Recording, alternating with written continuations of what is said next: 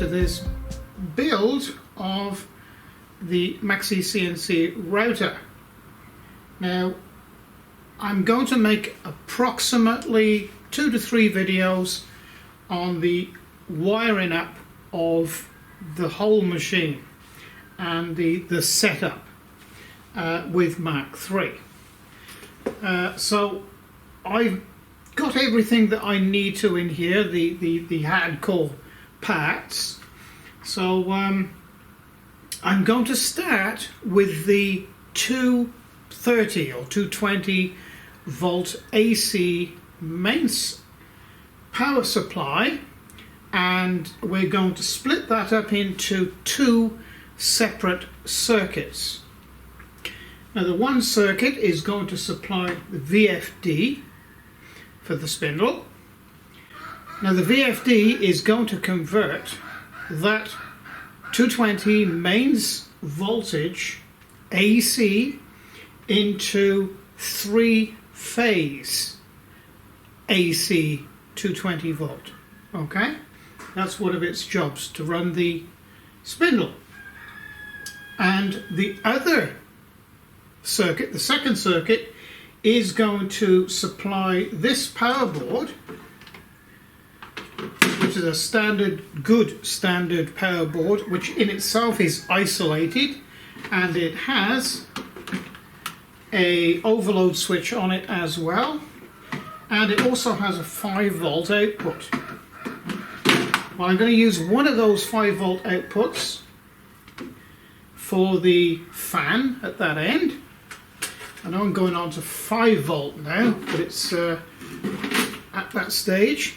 And I've got a 5 volt converter here, 5 volt DC converter, to supply the 5 volts required to run the stepper motor drivers. And of course off here I'm going to supply these 2 power supplies here with mains voltage 220 volt as well off this board. Okay, so we'll make a start. Just a reminder before we start, if you do anything with electrics yourself, you must consult with a local electrician in your region, because your region may have different regulations to what we have here. And before ever you switch anything on, you must have it fully checked out by a qualified person. So we're going to start with wiring the 3 units which require 220 AC mains power. And what I've done is I've just gone out and bought some extension leads. These are 10 amp leads, just short extension leads, because it's cheaper to buy a ready-made lead like this with a plug on it. Alright, because that's all I'm after. It's cheaper to buy this 2 meter lead ready-made than what it is for me to go and buy a plug and a length of cable. Okay, it's just as good, because that's all I need, that length like that. So I'm going to cut this, spline it back, put some connectors on it, and connect into the VFD and the 2 power sources individually. I find these type of crimping pliers and wire strippers very handy. They're very cheap, so you just put them in the jaws like this, and that's all you need, and just twist the wire like so, stop it fraying, and get one of your connectors, put it in there like so, so the copper wire just comes through. And this, in this case, this is a blue one, so you put it in the blue marked area like that and crimp it nice and tight. And that's how to crimp a wire on. So you do that to all your wires that need to be into little spade connector areas, and we'll connect the wires on. Okay, before we go connecting up, there's one thing you need to do with your power supply for your stepper motors. Is you go to the switch on the side here and choose your voltage or your region's voltage. In Australia's case, it's 230, 220. AC voltage does vary between 220 and 240 actually. So this is sort of set, this figure's set in between. So the switch is in the right position over that way. So we're good now to wire this up. Now these wire up very simply. You just flip the little plastic cover up. Now what I do is unscrew these first, just loosen them up. And on the front of the panel, if I can show you this, like that, you have earth, that's an earth sign, neutral, and live. Okay, so it's very important to get the wires in the right place. So I always start with the earth, which is in Australia's case is the green wire. So that just slots in like so, and you tighten it up firm.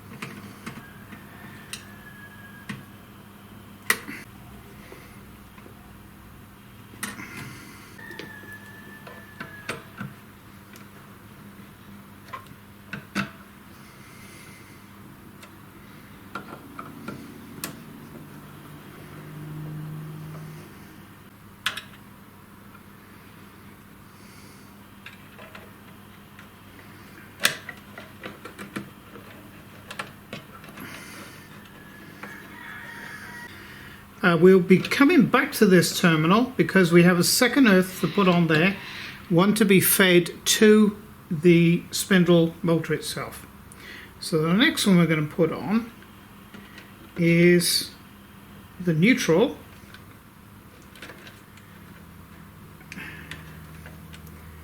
Bit fiddly, trying to get your fingers through here. There we go. He's on.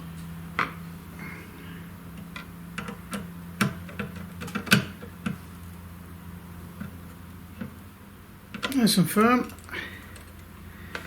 and then turn that way around.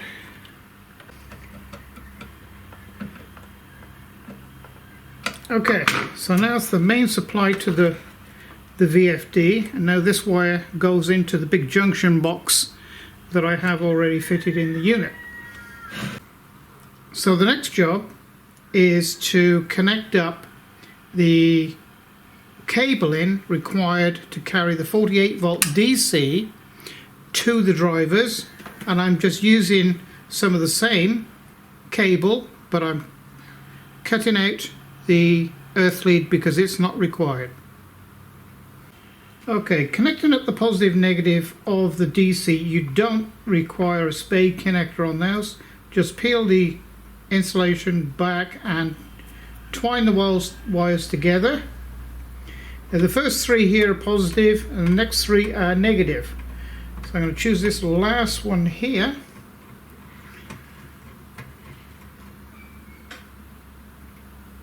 Put that in there and firmly screw that down.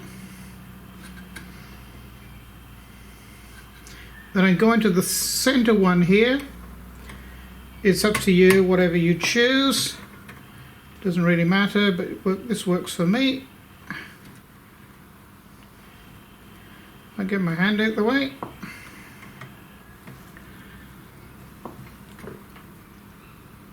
That's in there firm. So that's one pair.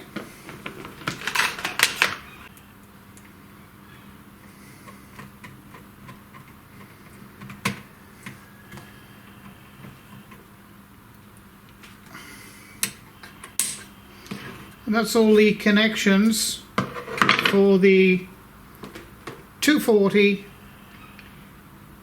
48 volt DC converter power supply.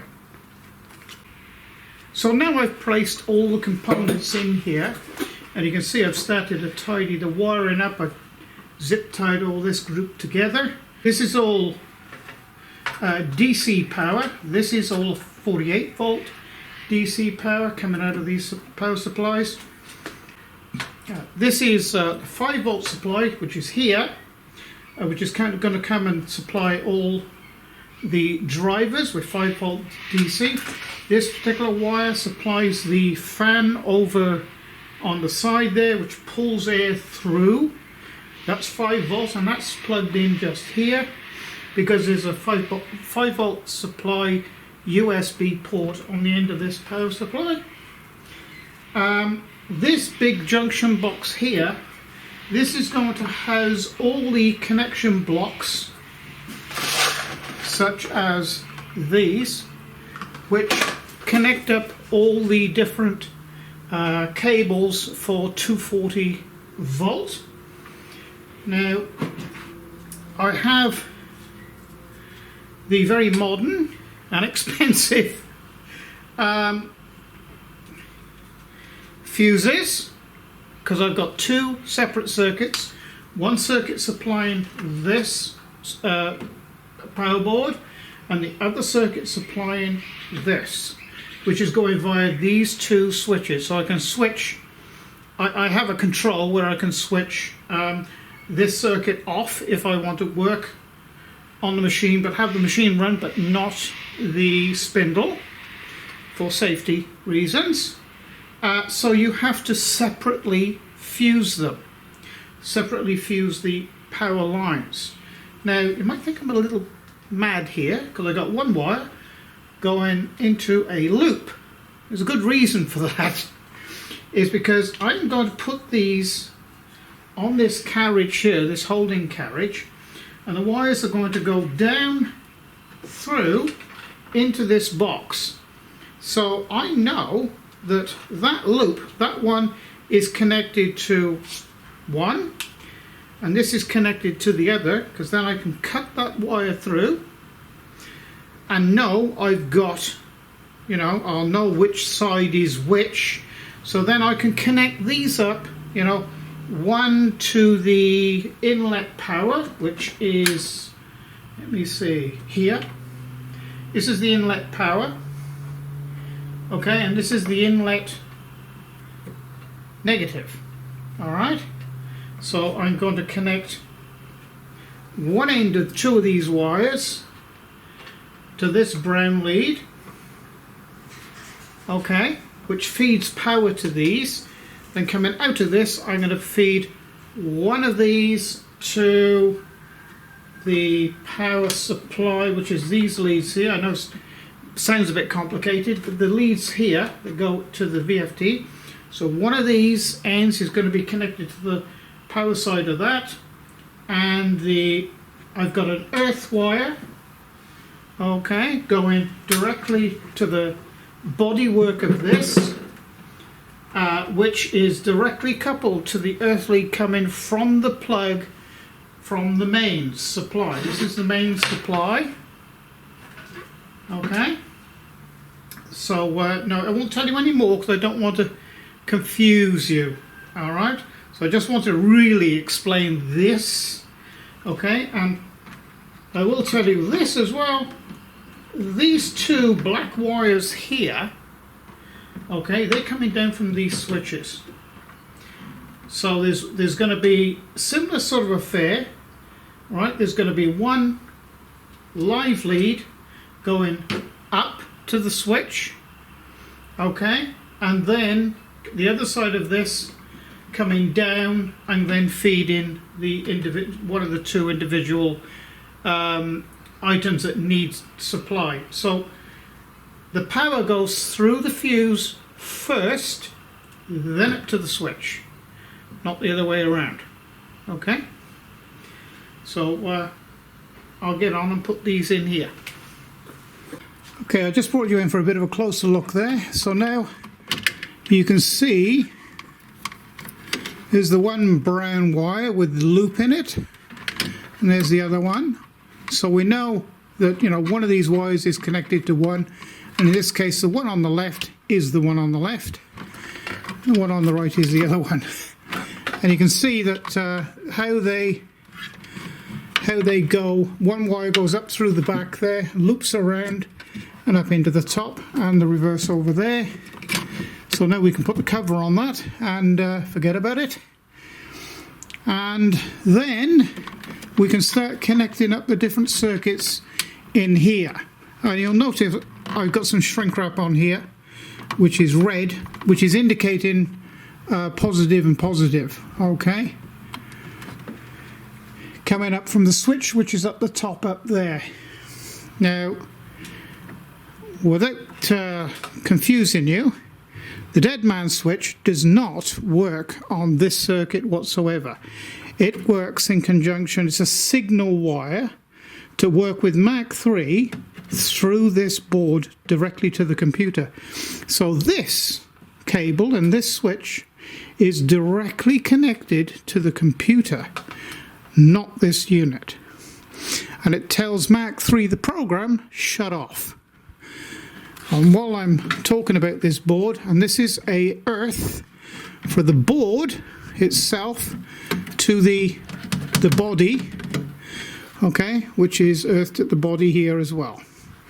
Okay, and there's those two earth wires. There's one there, okay, which goes into this yellow cable, which is the power supply from the power plug at the mains on the wall. And this one is going to supply earth to all these different units.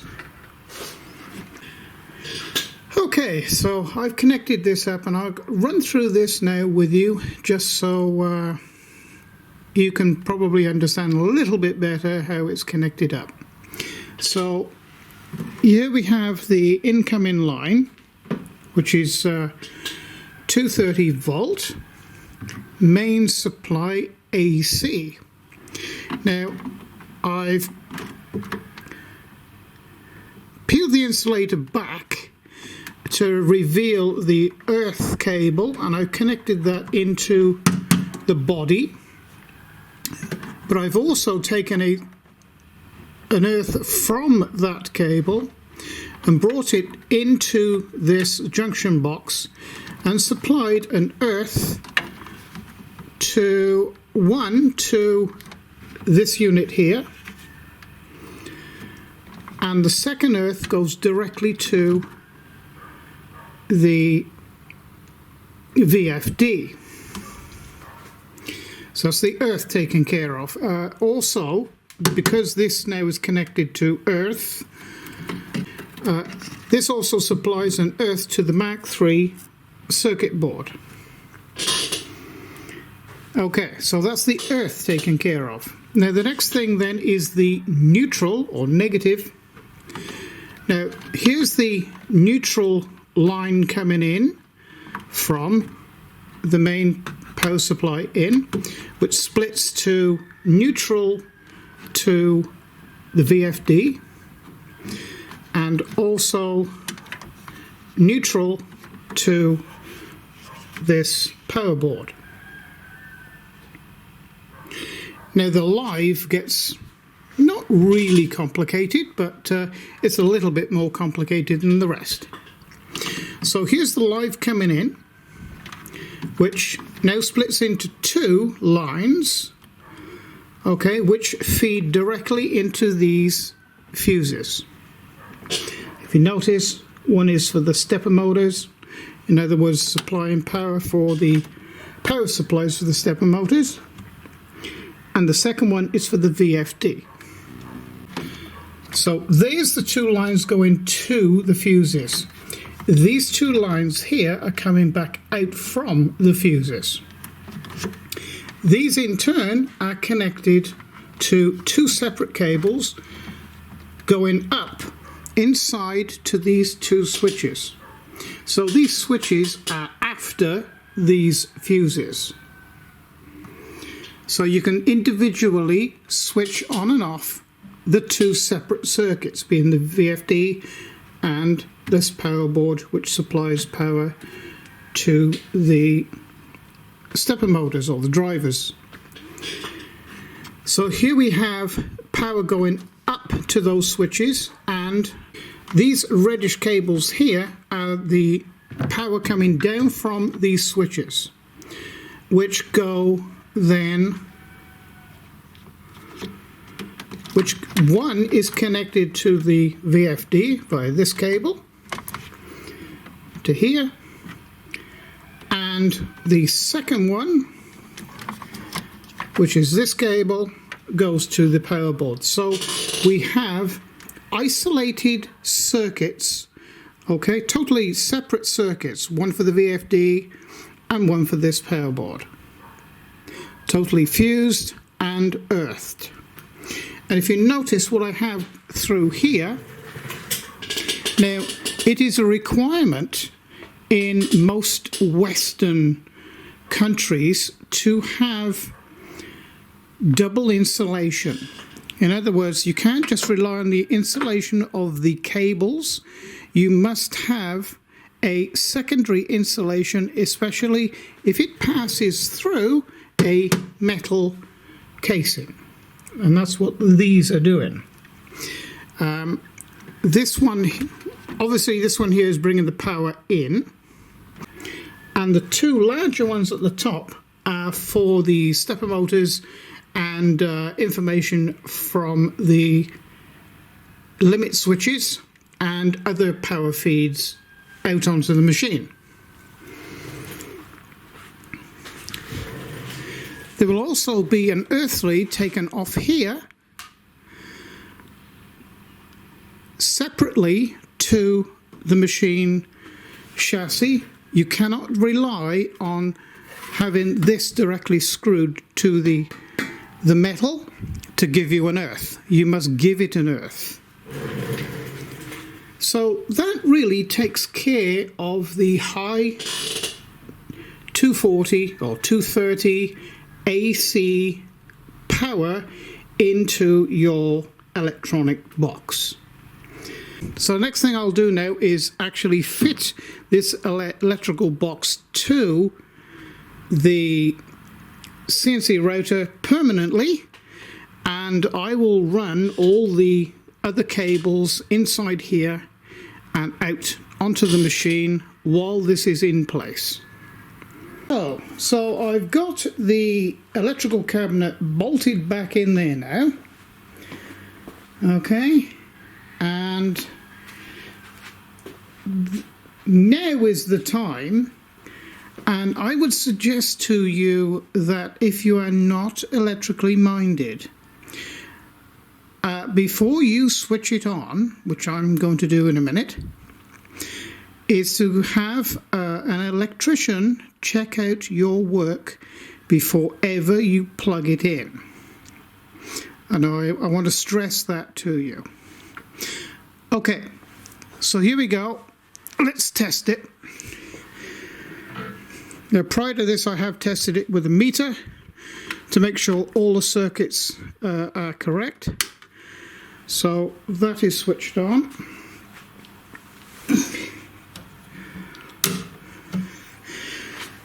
So now we're going to switch the fuses on, and we'll try one side at a time. So the stepper motor or the power supply side first. Okay, so we've got a blue light come up here. The fan's going now, so I know I've got power there. Now, what we're looking for is green indicator lights, LEDs, on the power supplies. There's one, and there's two, one there, look, and one back there. So everything is green and okay. So that side of it is fine. So Let's turn the VFD on. That's a normal response. Now that is the factory setting for frequency of 50 Hertz. So everything is clean and green.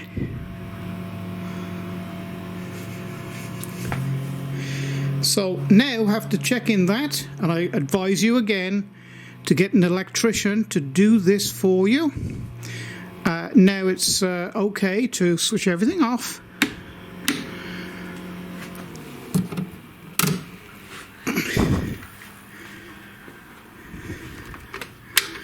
Unplug it. Never work on it with it plugged in. And you see the LED lights are still lit, they'll dim out and go off.